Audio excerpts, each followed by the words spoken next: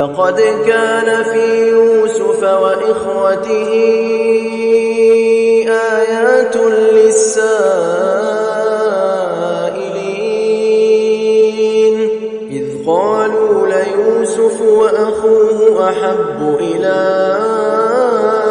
أبينا منا ونحن عصبة إن أبانا لفي ضلال مبين اقتلوا يوسف أو اطرحوه أرضا يخل لكم وجه أبيكم وتكونوا من بعده قوما صالحين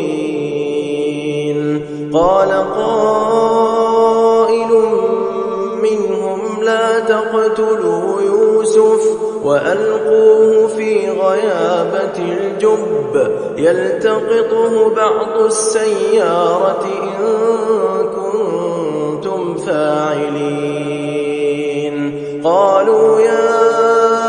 أبانا ما لك لا تأمنا على يوسف وإنا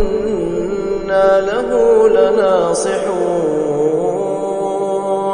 أرسله معنا غدا يرتع ويلعب وإنا له لحافظون قال إني ليحزنني أن تذهبوا به وأخاف أن يأكله الذئب وأنتم عنه غافلون قالوا لئن أكله الذئب ونحن عصبة إنا إذا لخاسرون فلما ذهبوا به وأجمعوا أن يجعلوه في غيابة الجب وأوحينا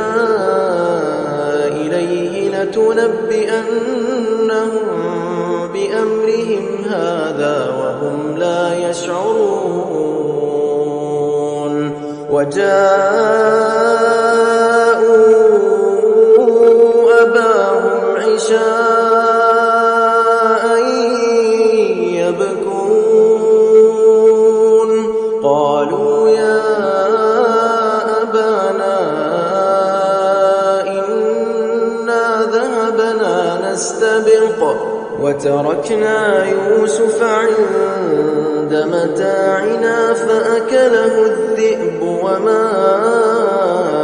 أنت بمؤمن لنا ولو كنا صادقين وجاءوا على قميصه بدم